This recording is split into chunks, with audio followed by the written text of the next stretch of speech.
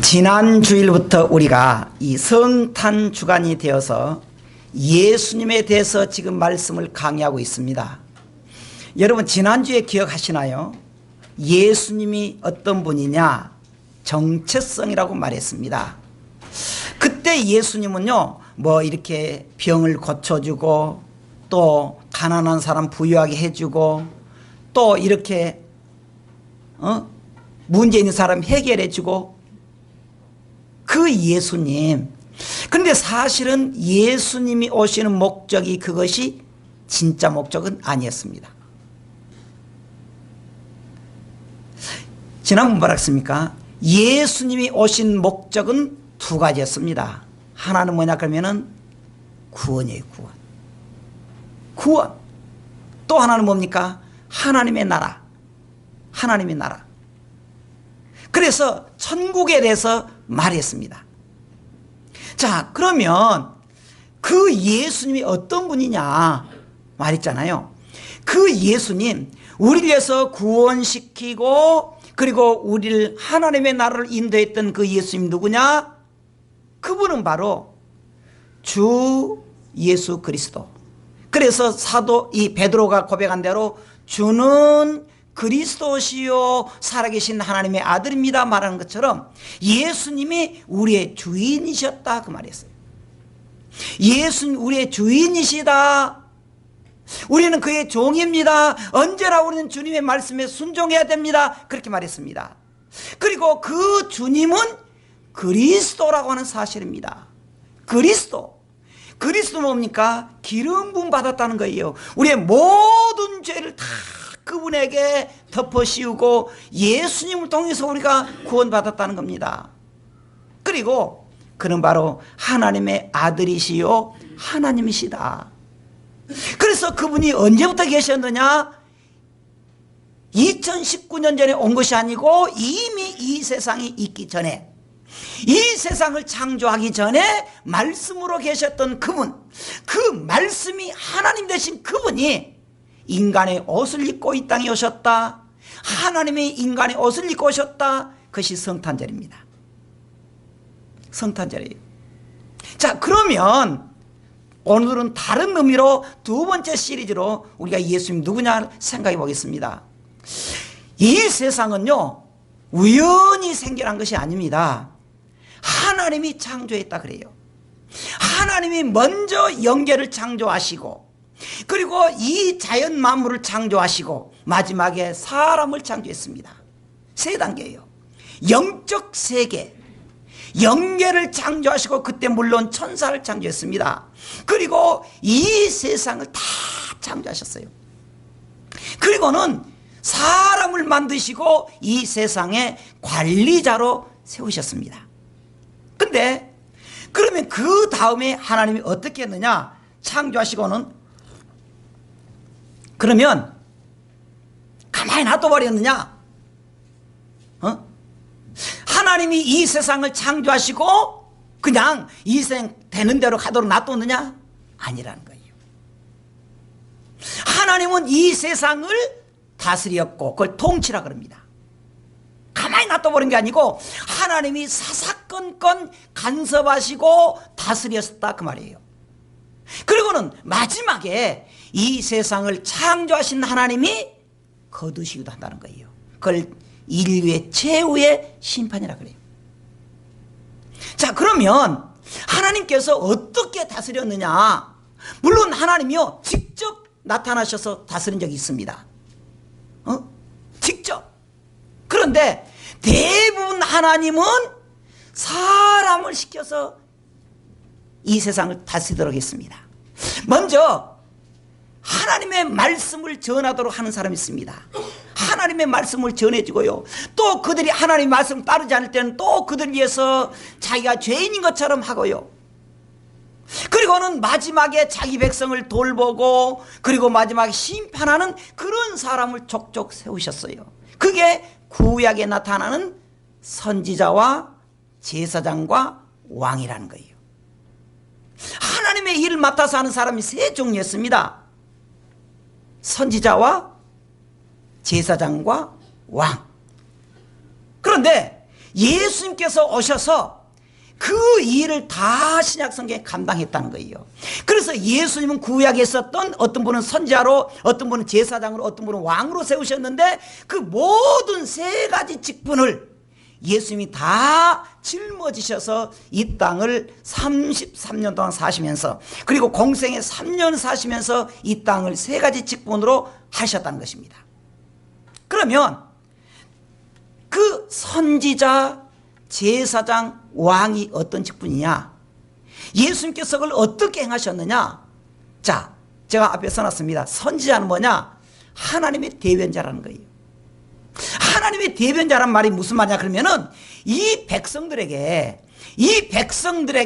하나님의 말씀을 전해준 거예요. 자기 말한 게 아니에요. 그래서 이 백성들이, 하나님의 백성도요, 처음에는 잘하다가 변질되고 그리고 뭐 대들고 곁길로 가고 그랬을 때 하나님의 말씀을 바로 전해준 것이 예수님이었다는 거예요. 선지자였다는 겁니다. 자, 신명기서 우리가 이 18장 15절에 보면 내 하나님 여호와께서 너희 가운데 내 형제 중에서 너를 위하여 나와 같은 선지자 하나를 일으키시리니 너희는 그의 말을 들을지니라 그랬습니다. 선지자 하나를 세우겠다, 너희 가운데. 그런데 베드로는요, 이걸 가지고 아까 제가 읽었던 사도행전 3장 22절에 그 말씀이 예언된 것으로 말했습니다. 구약에 계속적으로 지금 선지자가 있는데 이 선지자는 임시 선지자다, 진짜 백이 선지자가 온다. 그 선지자가 누구냐? 예수님이라는 거예요. 예수님. 이것은요, 예수님께서 직접 표현하게 됐습니다. 예수님께서 선지자다, 계속적으로 말하는 거예요. 그래서 예수님이 오셔서 무엇이었습니까? 하나님의 말씀을 계속적으로 전했다는 거예요. 하나님의 말씀을 그대로 전하는 것. 여러분, 우리가 강단에서요, 기억해야 될 게 뭐냐 그러면은 가장 중요하게 여긴 것이 하나님의 말씀입니다. 하나님의 말씀. 하나님 뭐라 그러느냐? 이 세상에 사는 사람들에게 두 가지를 말하겠습니다. 성도들에게는 하나님 말씀 들어라. 성도들을 지도하는 목사님들이 뭐냐? 네 말 하지 말아라. 하나님 말씀, 내 말 좀 해라. 두 가지예요. 그러니까 여러분, 우리가 이때는 간증도 중요해요. 근데 중요한 게 뭐냐 그러면은 하나님의 말씀이라는 거예요. 하나님의 말씀. 어쩔 때는 제가요, 성도들하고 대화를 하면 상담을 오잖아요. 목사님, 상담 좀 합시다. 그럼 제가 가만히 들어줘요. 그럼 열심히 이야기해요. 그놓고 이제 하다 기면은 잠깐만요, 집사님 말하면 가만히 있어요, 목사님, 내가 해야 돼요. 그런 사람이 있어요. 상담을 하려면 제 말도 들어야죠. 지금 이 세상에 하나님 편에서 볼 때 병들었다는 거예요. 성경적으로 하는 죄 가운데 있다는 거예요. 그 치료를 하나님 말씀해 준다는 거예요. 그런데 백성들은 그 말씀을 듣질 않아요. 그 말씀 듣질 않아요. 내 생각을 계속적으로 말해요. 잘못됐습니다 그러면 또 변명해요. 알아요. 근데요, 내 형편도 이해해 주세요. 참, 지가 다 진단하고 지가 다 단말하고 안 듣고 와요. 주님이 그것을 아니라는 거예요. 그래서 우리 예수님이 오셔서 하나님 말씀을 계속적으로 우리에게 한다는 사실입니다. 계속적으로. 그래서 신약 성경에도 계속 말한 게 뭐냐 그러면은 예수님은 선지자다. 그래서 예수님의 말씀을 우리가 명심해 드려야 돼요. 두 번째는 뭐냐 그러면은 제사장입니다. 그럼 제사장이 뭐냐? 좀 빨간색이 안 보이죠? 제사장은 반대예요. 백성들을 대신해서 하나님께 아뢰는 거예요. 우리가 하나님 말씀을 잘 믿는다 그러는데, 따른다 그러는데 때로는 어쩝니까? 자꾸 넘어져요. 넘어져. 어쩔 때는 천사가 됐다가 어쩔 때는 안 천사가 돼요. 어쩔 때는 믿는 성도 같지만 어쩔 때는 안 믿는 성도보다 더 못할 때가 있습니다. 더 못할 때가. 성질 나와요. 성질 나와. 목사님도 없고 장로님도 없고 그런 말이죠. 그랬을 때 정말 그 말을 듣고 있던 이 백성들이 그 모습을 보고 제사장 뭐냐? 하나님, 저들을 용서해 주세요. 그렇게 백성들의 죄를 하나님께 아뢰는 사람, 그것이 제사장이에요. 성경은 히브리서에 특히 많이 나오는데요, 예수님 가르쳐서 제사장 그랬고 어쩐 때는 대제사장하는 말이 많이 나와요. 대제사장 말이.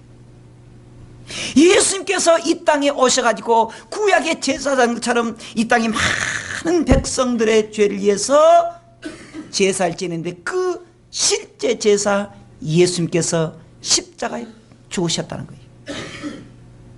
그리고 그것이 끝난 것이 아닙니다. 로마에서 보면 그 예수님이 하나님의 나라에 가셔서 하나님의 우편에 앉아 계셔서 우리를 위해서 지금도 기도하고 있다는 사실입니다. 이것이 계속적으로 우리에게 구약시대부터 예언했습니다. 제사장이 올 것이다. 여러분 성경 보면은요 아까 말했잖아요. 히브리서에 계속적으로 말하고 있잖아요. 히브리서 9장 26절에 뭐라고 합니까? 그리하면 그가 세상을 창조한 때부터 자주 고난을 받았어야 할 것이로되 이제 자기를 단번에 제물로 드려 죄를 없이 하시려고 세상 끝에 나타나셨다 말이에요. 그래서 예수님께서 세상 끝에 오셔가지고 이들 하나님 선지자처럼 말씀을 전하고 그리고 죄인들을 위해서 십자가에 죽으셨다는 사실입니다. 십자가에 죽으셨다. 히브리서 10장 10절은 또 계속 말합니다. 이 뜻을 따라 예수 그리스도의 몸을 단번에 들이심으로 말미암아 우리가 거룩함을 입었다. 예수님께서 먼저 말했습니까? 선지자였다는 거예요.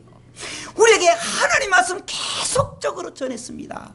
그런데 여러분 계속적으로 전했던 그 예수님을 따랐던 백성들이 마지막에 어떻게 했습니까? 예수님 십자가에 죽이시오 그랬다는 거예요. 죽이시오. 저는 참 어쩔 때는 가슴 아픈 뉴스를 좀 봤는데 그 여러분들이 아마 뉴스를 들었을 거예요. 그 서울 서초동에 보면 사랑의 교회라고 있습니다. 우리 교단이에요. 우리 교단인데 사랑의 교회가 좀 문제가 있는 거 여러분들 알잖아요. 그 이렇게 건축을 할 때 구 땅을 조금 들어갔다는 거예요. 그때 구청장이 교회 다닌가 모르겠지만 그 구청장이 여자인데 구청장이 내가 책임지고 할 테니까 지시오 그랬습니다. 근데 그 사용료가 1년에 3억을 내요. 3억. 한 달에 3천만 원 정도 내요. 그렇게 해요. 근데 국가에서 한번 안 된다 그러니까 그 사람이 또 구청장이 원대복귀 하겠다는 거예요. 원대복귀 하겠다는 거예요. 그러니까요, 그때 선거철에 오면은 교인들 있으니까 이제 선거 구청장 당선될 줄 이렇게 했잖아요. 그래서 당선됐긴 됐지만은 그러니까 자기가 불리하니까 딱 돌아섰잖아요. 많은 사람들이 그래요. 많은 사람들이. 우리 저기 금호동에 가면은 어떤 큰 교회가 있습니다. 큰 교회가 있는데 그 교회가 조금 건축상에 좀 문제가 생겼다는 거예요. 그런데 그걸 해가지고 1년에 뭐 몇 억인가 내는데 그걸 내려고 보니까 그 큰 교회를 헐고 다시 지키려 했대요. 언제 내줄 때는 언제고. 그랬을 때 그들이 태도가 어쨌느냐. 다 불리하면요 떠나요. 떠나요. 그런데 예수님 어떻겠느냐. 이 세상 사람들을 하나님의 말씀으로 가르치고 죄를 가르치고 천국을 가르치고 지옥을 가르치다가 듣지 않으니까 예수님 자신이 친히 십자가에 죽으셨다는 거예요. 왜? 우리를 구원하기 위해서. 자, 10장 12절 같이 읽어보십시다. 시작. 오직 그리스도는 죄를 위하여 한 영원한 제사를 드리시고 하나님 우편에 앉으사 그랬습니다. 우리 죄를 위해서, 우리 죄를 위해서 죽으시고, 그것이 제사장이라는 거예요. 그래서 계속 나오고 있습니다. 10장 14절에 그가 거룩하게 된 자들을 한 번의 제사로 영원히 온전하게 하셨다. 한 번의 제사, 십자가의 죽음으로 우리를 구원시켰다는 거예요. 그래서 로마서 사도 바울은 로마서 8장 34절에 누가 정죄하리요? 죽으실 뿐 아니라 다시 살아나시는 이는 그리스도 예수시니 그는 하나님 우편에 계신 자요 우리를 위하여 어떻게 하신다? 간구한다는 거예요. 간구한다는 거예요. 그게 제사장입니다. 그러니까 예수님이 오셔서 그냥 하나님의 말씀을 전하고 나를 믿으라 그냥 된 게 아닙니다. 제가 가끔 말했잖아요. 우리는 정말 너무 쉽게 구원받는데 사실 그게 아닙니다. 구원이 그렇게 쉽지 않아요. 구원받은 백성 쉽게 구원받은 게 아니에요. 천국 가는 게 그렇게 쉽게 천국 가는 게 아닙니다. 엄청나게 어려워요. 엄청나게. 우리 죄를 다 토해내야 되고요. 우리가 죽어야 돼요. 근데 우리 어쩝니까? 안 죽어요. 죄도 안 토해요. 근데 우리 어쩝니까? 예수님만 믿으면 구원받는다 그래요. 우리는 그렇게 구원받은 게 아니에요. 우리는 죽고 우리의 모든 죄를 청산해야 됩니다. 그런데 우리가 청산할 수 없으니까 우리를 대신해서 예수님이 청산해 줬다는 거예요. 그러니까 우리가 죽어야 되는데 우리 대신에 누가 죽었다? 예수님이 죽었다는 거예요. 그것이 무슨 직분? 제사장 직분이라는 거예요. 제사장 직분. 그러니까 우리가 구원받은 거 엄청난 사건이 있었다니까요. 우리는 그냥 구원받으니까 여러분 몰랐죠? 우리를 위해서 예수님이 그 어마어마한 사건 다 모든 죄를 짊어지시고 십자가에 죽으셨다는 거예요. 근데 오늘 어쩝니까? 감사하지 않아요. 오메 하나님 그런 일이 있었습니까? 오메 나 같은 죄인이 용서함 받아서 주 앞에 옳다 얻으면 찬송해야 되는데 부대어져 버렸어요. 부대어져 버려요. 세 번째로 예수님 왕직이라 그랬습니다. 왕직이 뭐냐 그러면은 다스리시고 심판한다는 것인데 우리가 이 땅에 살 때는 그 왕이 우리를 보호해 준다는 거예요. 그리고 울타리 역할로 우리의 원수들을 막아준다는 거예요.